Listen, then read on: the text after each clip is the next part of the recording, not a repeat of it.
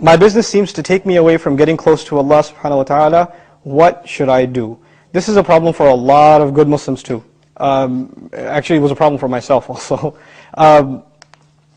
When you get tied up at work, then even if you take a break to pray, and you make wudu and you're standing there and you say Allahu Akbar and you start praying, your head is still at work. Right? If you're a programmer and you're writing code and you left it halfway and you started praying, you're finishing the line in your salah. Oh my God, I missed that slash. Right? I gotta go back. So this is actually a very normal thing. If you're running a business, right, and you left the cash register with a clerk and you forgot to tell him how to press the button that the thing comes out, in your salah you're like, oh God, what's going to happen if a customer... That's what's going on in your head, right? So, mixing work and remembering Allah together, especially salah, is a very, very challenging thing.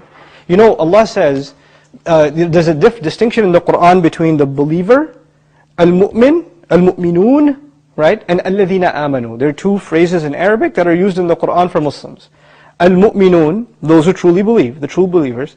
Alladhina amanu, those who have come to believe. And it sounds like they're the same thing, believers, those who come to believe, but they're actually very different statements. They're significantly different in how they're used in the Qur'an.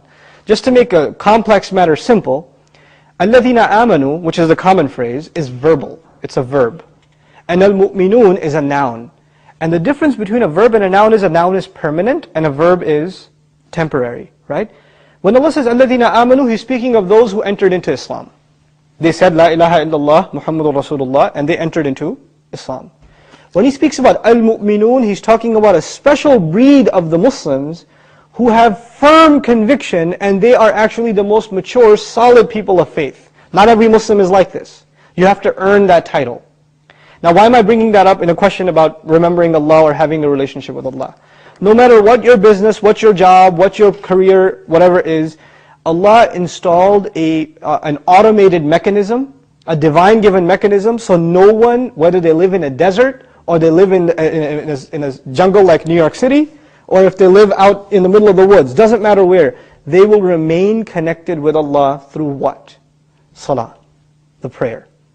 Now but you can't just pray and think you're connected to Allah. You have to have this special secret ingredient in your prayer that will keep you connected to Allah. If you don't have this ingredient, your prayer might become shallow and empty. At least you're doing it, but it's missing something. Now what is that secret ingredient? Allah says, قَدْ أَفْلَحَ الْمُؤْمِنُونَ, the true believers have come to succeed. الَّذِينَ هُمْ فِي صَلَاتِهِمْ, and then the secret ingredient, خَاشِعُونَ. The true believers have attained success, those who have khushu', awe, humility, being overpowered, concentration, all these things in one word, in their prayer.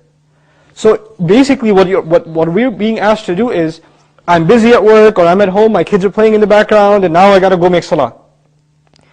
As soon as I say Allahu Akbar, I have entered another dimension. It's like I went through a portal, I'm not even there. I'm giving you like sci-fi examples because I'm sure you guys watched cartoons when you were younger, right? You've entered another dimension. That world doesn't exist for you. Your kids don't exist for you, your wife doesn't exist for you, your work doesn't exist for you. Nothing exists for you. It's just you and Allah. That's it. That's it. We have to enter that state when we enter into salah. Which is why it's recommended that you find a quiet place to pray. And actually my personal advice, it's not scholarly, it's just a tip, is before you start prayer, stand there for a couple of minutes and let everything out of your system. Just flush your brain. With all the thoughts that are running, just get them out.